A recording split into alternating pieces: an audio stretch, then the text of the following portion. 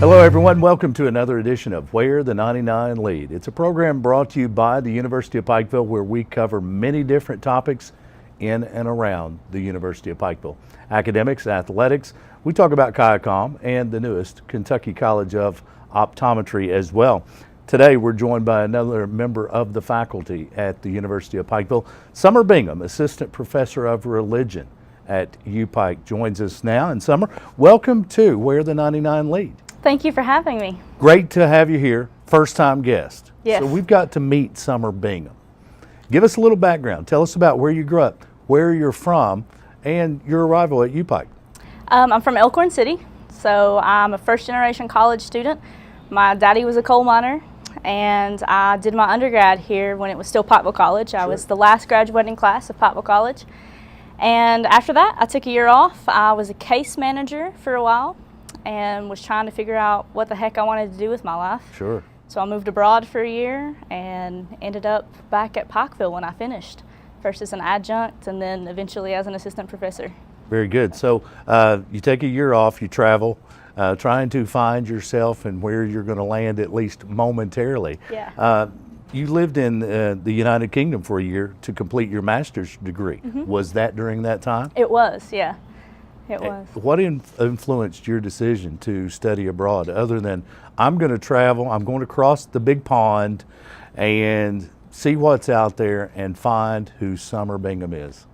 Well, to quote Alice in Wonderland, if you have no clue where you're going, any path will take you there. Yes. And I had no clue where I was going, so I just knew that I wanted to do something cool. So I met a friend when I was doing case management who had completed his master's degree in England. And he kind of planted the seed and it grew. So I thought, I'm going to find a really cool city and a really cool program. And I started searching and I landed at the University of Bristol in the UK. And I was terrified. I was miserable for the first 2 weeks. Uh-huh. But it was ultimately the best experience of my life. Right. It's really great. So that was your first trip abroad. Yeah. Little girl from Elkhorn City. Yep. Recent college graduate. Mm-hmm. Lost with no idea where life was taking her. Nope. And you land in England. Yep. How frightening was that? It was completely terrifying. I'm terrified of flying, for one, and I had lived in a monastery for about 6 months, and I met a nun there who went with me, and she got me settled. She stayed for a week. And when we ended up in England, I remember the first 24 hours, I was exhausted. I hadn't eaten anything for like 3 days. Sure. I was just petrified. And we were wandering around the city. And I remember her looking at me saying, "Summer, you can do this." And I was like, "No, I can't. I want to go home." Sure. I was convinced I was going to be on the first flight back to the United States. But I stuck it out, and it was pretty great. Right. How similar was it to growing up in Elkhorn City? Not even a little bit. Culture shock, obviously. Major culture shock. I moved from Elkhorn City, which has one stoplight, Right. to a city with a couple million people. Sure. So. And that has to be frightening for even a recent college graduate, because you've experienced some things at that point in life, but still, from Central Appalachia, I think many of us that have never traveled abroad, that first trip has to be intimidating. And you were there for a year to study. I was, yeah. And before I went, I was a kid. I was awkward. Sure. You know, I couldn't really stand on my own 2 feet. I thought I could, but I didn't know what that meant. And after I moved abroad, it really forced me to grow up a bit. And it was life-changing. It really was. Absolutely. So you complete your master's degree in England, and you come home with a newfound perspective on life. Yeah. So while I was there, I had the opportunity. I knew I wanted to study religion, but up until that point, I'd only really studied it in textbooks. You know, I'd met a few Buddhists or a few Muslims, but I hadn't actually had the opportunity to experience world religions. Sure. And Bristol is a very multicultural, international city. So I frequently had moments where I would just be walking home from class and I would see a cathedral, you know, or a new piece of architecture, and I would stop and go, wow, like I'm actually studying, I'm experiencing religion now. I'm getting to meet people from all different walks of life, and it really brought my study to life. Sure. You mean that multicultural in the world of religion is not the Methodist, Baptist, Presbyterians. Not even a little bit, no. Not even a little bit. It's a little different. Yeah. And I think sometimes we lose sight of that Yeah. because we are so sheltered in Central Appalachia. It's very easy to do for those that haven't experienced that. It opens a new set of eyes, I would imagine, for you. It does. Well, and I had the opportunity to live in international student housing. So my best friend was from Malaysia, and she was Buddhist. My other best friend was from Mexico. He was Catholic. I had a friend from India, Hindu. There's a large Islamic and Sikh population in Bristol as well. So yeah, multicultural. A lot of experience, and I would imagine that affects the way you are in the classroom as well. Absolutely. I really push study abroad in the classroom because it changed my life so much. I feel like if you're going to study religion, you need to experience it. Absolutely. Summer Bingham, Assistant Professor of Religion at the University of Pikeville, our guest on this edition. And this summer, you spent time abroad as well, in Ireland, working on your professional degree. Tell us about your thesis and how studying abroad fits in with your academic work. So my research is focused on Skellig Michael Island. If anybody's watched Star Wars, then it is the last scene where Rey returns Luke's lightsaber. That island is the island I'm studying. And there was a monastic site settled around the 6th century. It lasted from the 6th century to the 12th century. Okay. And I am studying the spirituality of that monastic site on Skellig Michael. So a couple years ago, I did a study abroad class with my students. And I took them over to Ireland for a week and England for a week. And in the trip, we went to Skellig Michael. And I had a friend that suggested it. She said, Summer, this place will change your life. And I thought, yeah, whatever, we'll go. It'll be cool. Sure. And it's an hour-and-a-half boat ride to get to the island. And, you know, we had kids that were seasick, you know, hanging over the side of the boat. And it took us, we were freezing and soaking wet by the time we got there.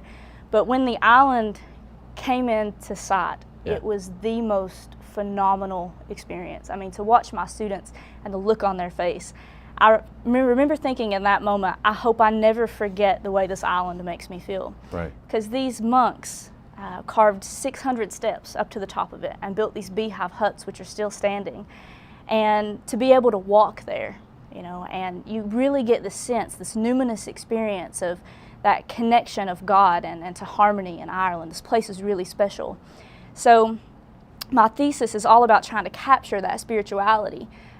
Anytime you read publications on Skellig, people always ask the question, what inspired these monastics to live their life like this? Sure. And that's what I want to try to answer.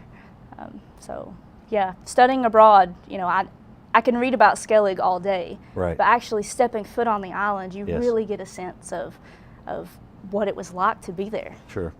I think it quite possibly is the first time in the history of Where the 99 Lead that we've had a Luke Skywalker reference in the same show as we talk Buddhist, Methodist, Presbyterians, and a monastery. Ladies and gentlemen, it's a special show. But multicultural. Yeah. And there are those that are Star Wars fans, Yeah. are very passionate about that. And they were taken there when Yeah. you talked about the island. Now here's another reference. Your thesis and studying abroad, you have a passion for international studies. Now, just about 7 minutes into the show, that's become very apparent. Yeah. I can see that. And you're sharing those international studies with UPike students. You mentioned you and another faculty member traveling abroad to Ireland and England. Tell us about some of the highlights of that trip, besides that first look of the island. Yep. Okay. And talk about the students' reactions to that experience. I would imagine you may have had some first-time travelers. Absolutely. Most of the students, it was the first time on a plane, the first time out of a country. Yeah. We stayed in Dublin for the first half of the trip, and we had a really packed itinerary. We met a tour guide with a small family-owned tour company called Day Tours Unplugged. His name was Damien. And it was a 14-seater bus, right? We had 9 students. Sure. And we were on the bus with a couple from Holland. But Damien was amazing. He gave us a really personal tour of Ireland. He took us to Newgrange, which is this phenomenal site. You could walk inside of it, and it lights up on the solstice days, right? So Damien was able to take us to some of these sites. He took us to the Hill of Tara, told us all about Patrick and the Druids, And while we were with Damien, not only did he get to know each of the students individually and create a real relationship with them, but he was also able to take us a bit off the beaten path and introduce us to some Irish locals. Sure. So we met a guy at the Hill of Tara who made Bridget crosses out of reeds, and all of our students got their photo with him, and he gave us a hand-drawn map of the Hill of Tara and gave them all little Bridget crosses, 2 of which are in my office now. So that was, you know, next to Skellig, one of Sure. the best things was meeting Damien and the experiences that, Right. that he brought. Yeah. So then after Ireland, we spent a week in London. That was nerve-wracking for me because we were very close to the students in Dublin. Sure. And then when we got to London, we just kind of turned them loose. And I Yes. was like, oh, please come back. Right. I didn't lose any of them, though. They all came back in one piece. But they did great with it. You know, they got to go to, we took tours from London to the Roman baths. That was a phenomenal thing to see all that Right. ancient Roman architecture and art still preserved. It was really great to just watch them soak all of it up. Sure. Pictures that they've seen in history books. Right. They could take selfies with. They come to life. Yeah. They come to life. Yeah. Summer Bingham, Assistant Professor of Religion at the University of Pikeville, our guest. We talk about international studies. We talk about religion courses at the University of Pikeville. Summer, of course, teaches those courses. We'll talk about some of those coming up in just a little bit. But you're a girl from Elkhorn City, Pike County girl, grew up in Appalachia.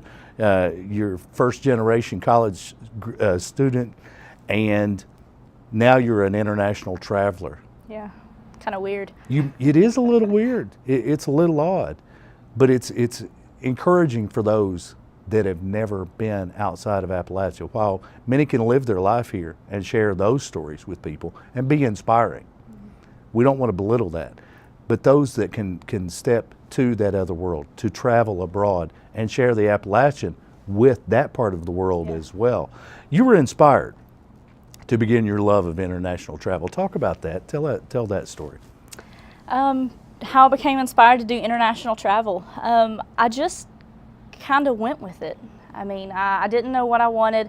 I met a friend, like I said before, that had lived in England, and he planted the seed. I also mentioned that I lived in a Benedictine monastery for 6 months prior to my departure. Sure. And some of the nuns that I lived with there, a lot of them had lived abroad. One had been in England, the other in France, and they were huge motivators to kind of push me onto the plane. Whenever I would get scared and almost back out, it's a mess trying to get your visa organized and pay for it all. They were there to inspire me. Sure. Yeah, and I'm still in touch with those people. You know, I sent photos and emails back and forth with them, so they were hugely inspiring. And of course, they had lived those experiences. Yeah. And they knew once you had experienced that, Yeah. what it would mean to you and how it would help you find your place. Absolutely. Your place and your future. We're talking international travel, we're talking international studies, and we talk about religion at the University of Pikeville. It's an important part of the Pikeville mission going back to 1889.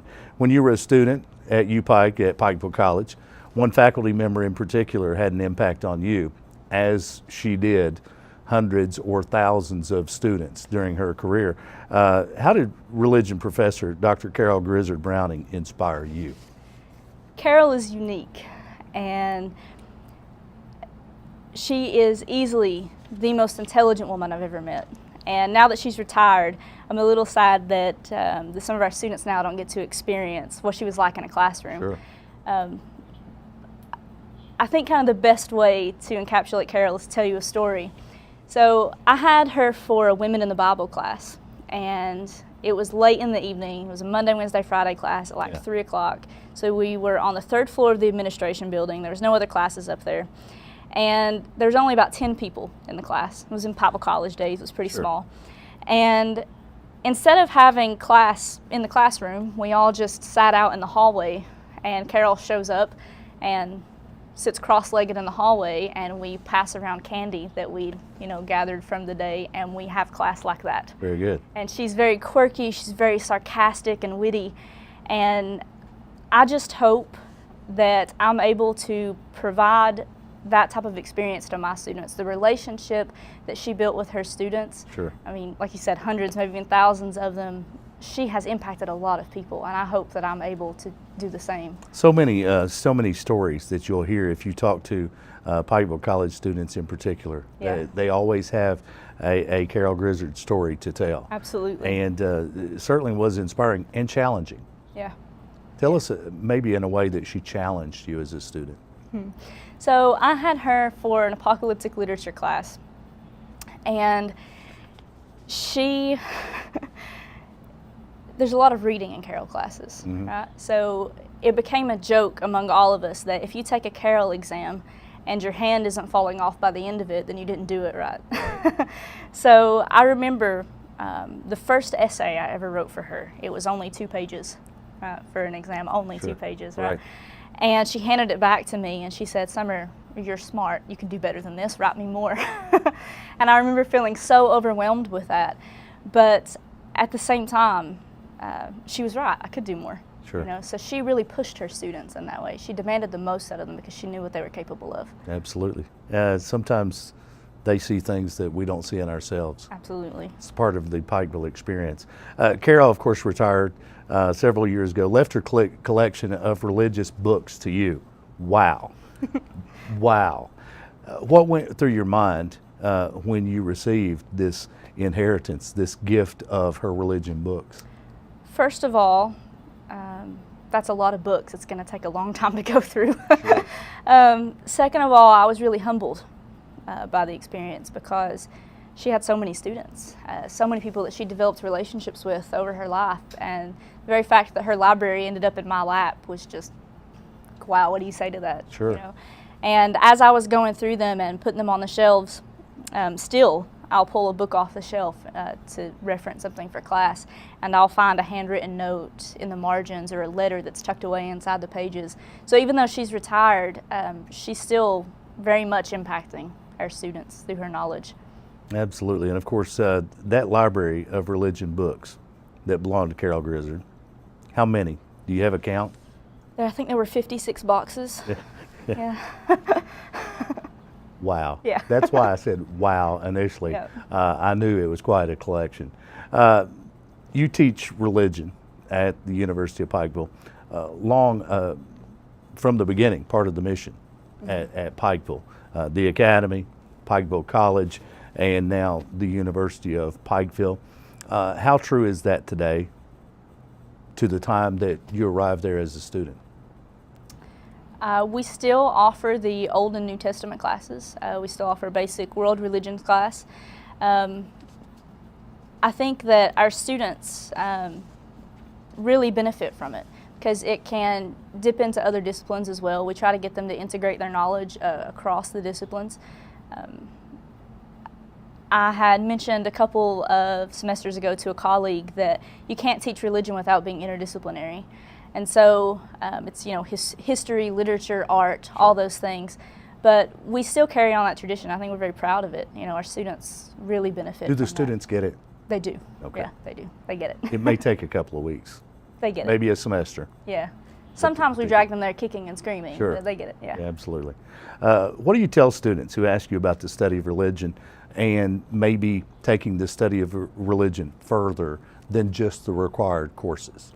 They want to look at career opportunities and those that are available to religion majors. What do you tell students?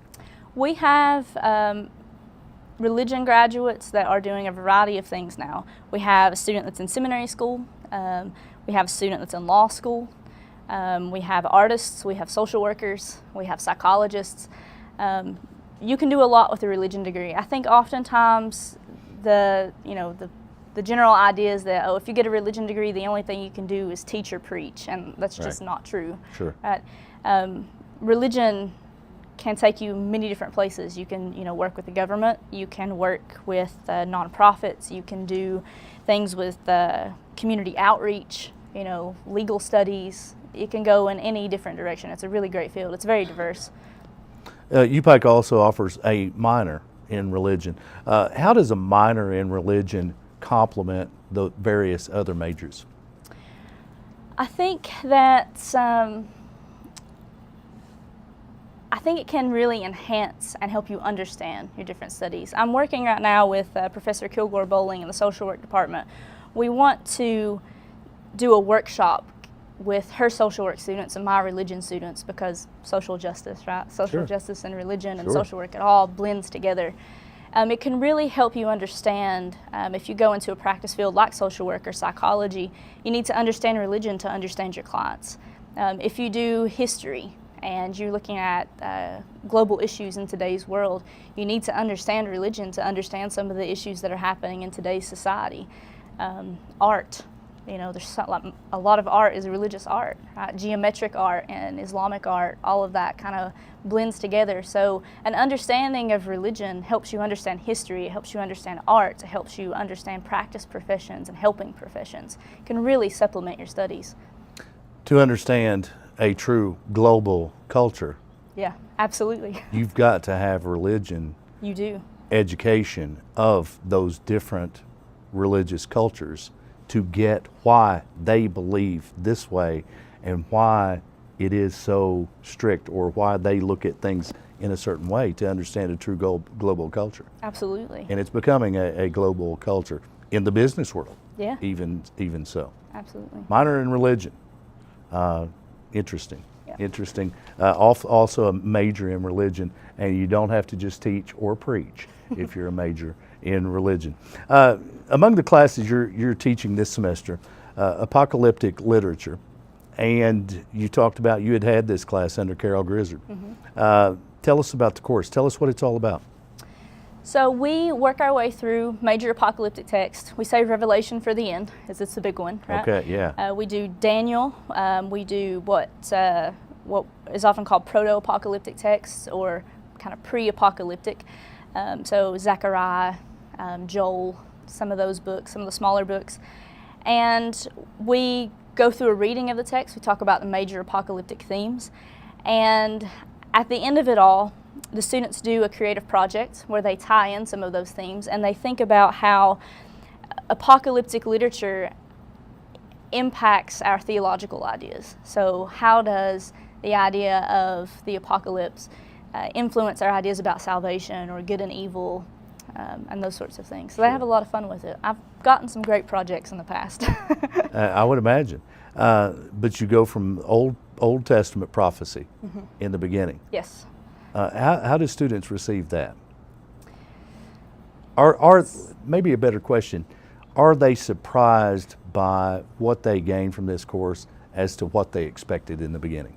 I think so, because many of the students that are in the class, the prerequisite is either Old or New Testament. Right. So a lot of them have had Old Testament. Sure. But when we approach the texts in the Introduction to Old Testament class, we kind of do a broad overview.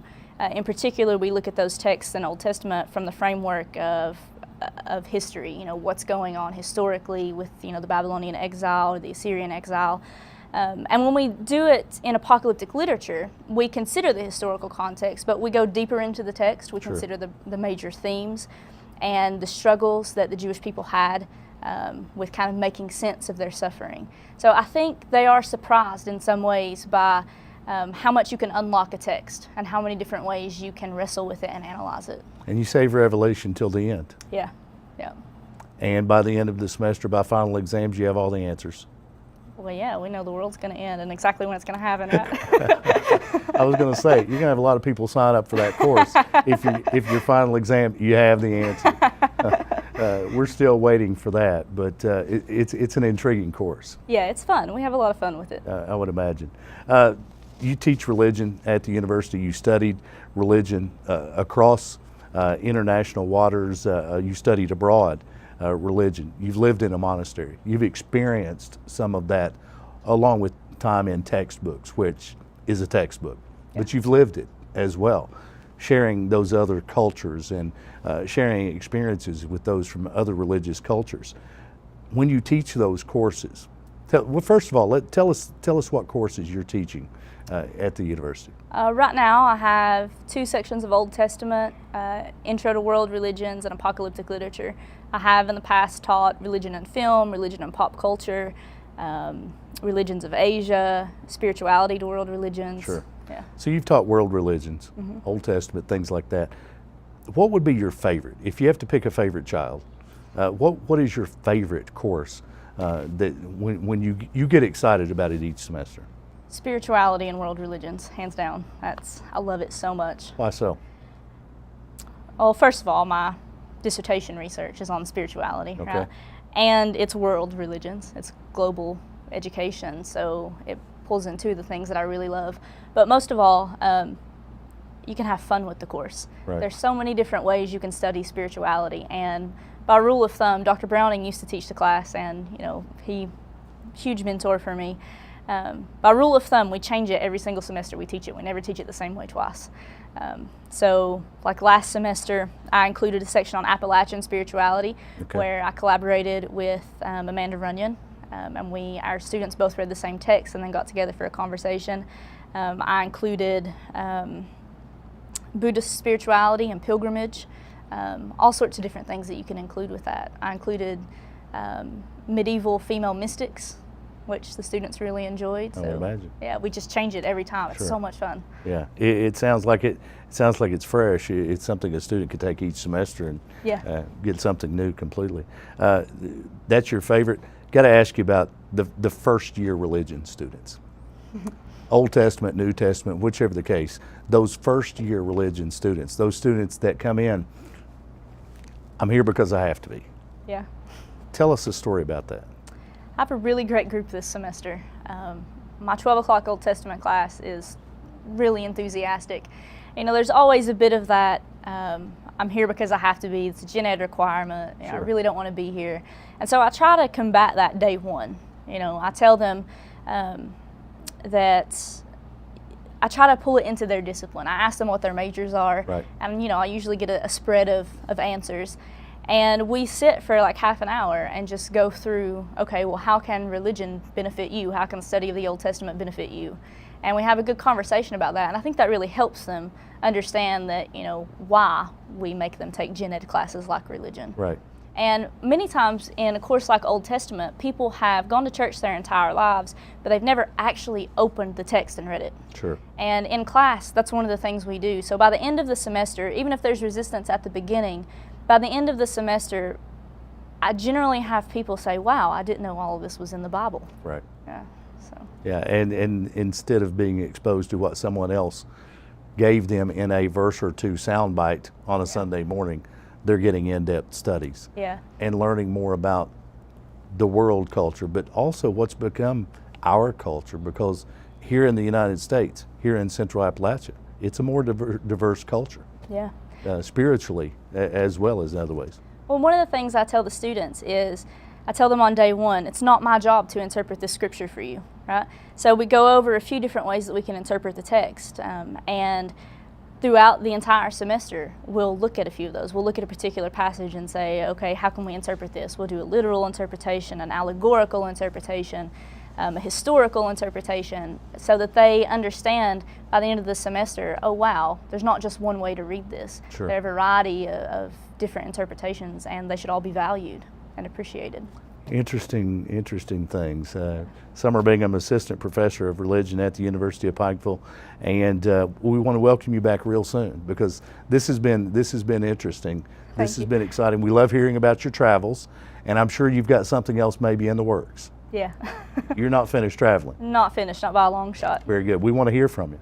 Great, I'd Keep love us to up come to date back. on your travels and the religion degrees at the University of Pikeville. Great having you. You've been tuned to Where the 99 Lead with Summer Bingham, assistant professor of religion. Where the 99 lead. Of course, those 99 lead to campus, but more importantly, they lead from campus into an entire world. Where the 99 lead, brought to you by the University of Pikeville, the leading university of Central Appalachia.